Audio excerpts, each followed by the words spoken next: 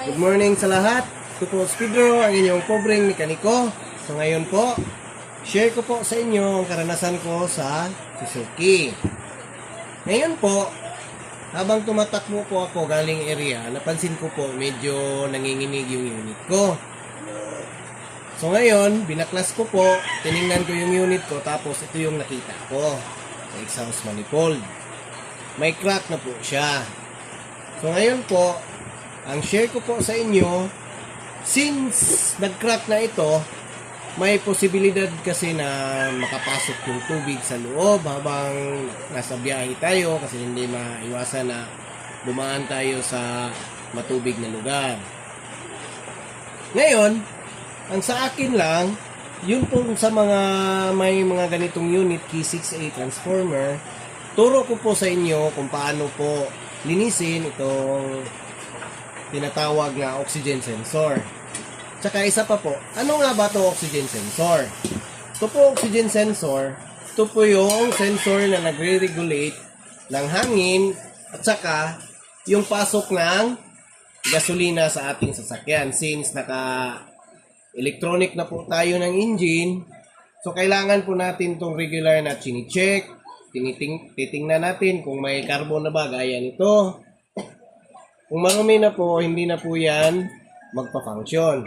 So ngayon po, paano po natin malalaman kung okay pa ang circuit sa loob nito? So may mga paraan po tayong gagawin para lang po to sa mga nagdi-DIY, yung mahilig po mag-repair ng kanilang sariling sasakyan. So share ko po kung paano po kunin ang resistance nito para malaman din natin kung okay pa yung oxygen sensor ng mga sasakyan natin o hindi na. Ngayon po, ang gagamitin po natin is multi-tester. Tsaka ready na rin tayo ng carburetor cleaner or throttle body cleaner. Tsaka po, may bucket po tayo dapat for proper disposal ng mga ginamitan natin ito. So, proceed na po tayo sa pag-tester ng ating oxygen sensor. So, ready nyo lang po yung tester nyo. Kabit lang po natin. Ngayon po, set nyo po yung tester nyo dito po sa ohms. Since resistance yung kukunin natin, mag-test tayo. Dito po, sa oxygen sensor natin, merong 4 na wire. Magkakaibang kulay po yan. 4 na wires. Pero may 2 magkaparehong kulay. Ito po yung sa heating sensor natin. So ngayon, dito tayo kukuha ng resistance sa dalawang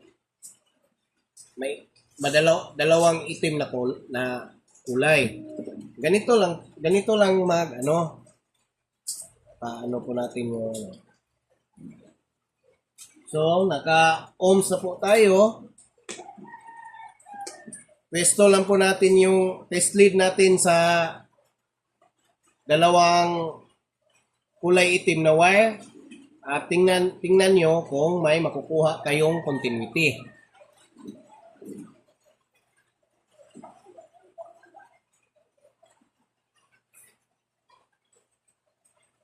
Ayan. May reading tayong 14.0 ohms. Pailawin natin.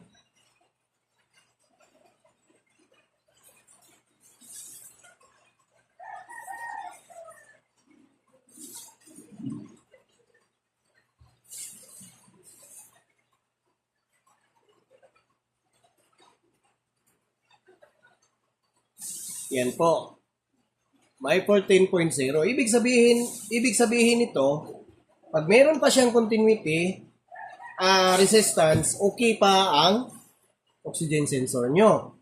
So, ganito na lang ang gawin. Proceed na lang tayo sa cleaning para mas effective po to pag nakakabit na sa unit natin.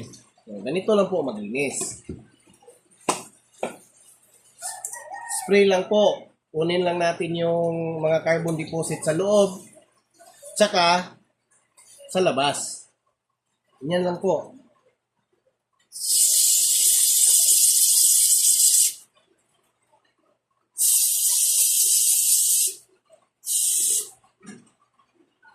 Spray po natin sa loob dito sa mga butas.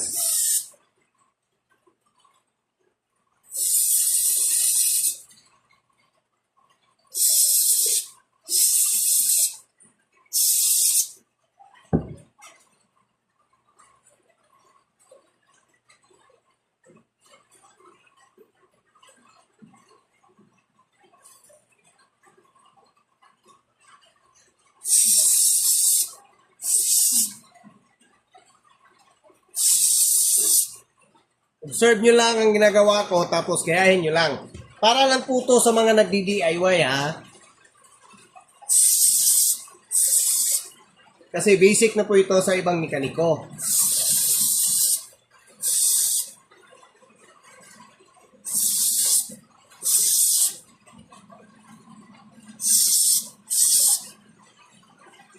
Gawin nyo lang ang ganitong proseso po hanggang po makita nyo na yung medyo malinaw na yung sa loob ng may mga butas. Silipin nyo lang po.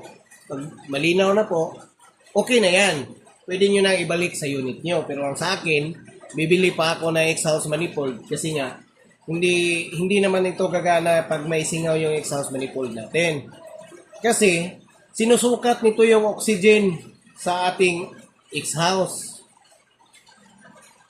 Tapos, magsisend ito ng signal sa ating module para i-regulate niya yung pagbuga ng gasolina sa ating makina.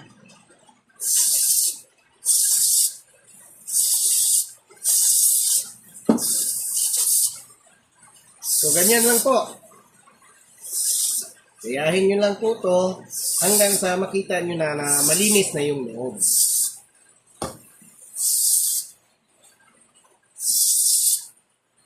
So, maraming salamat guys sa mga hindi pa po nakapag-subscribe sa channel ko.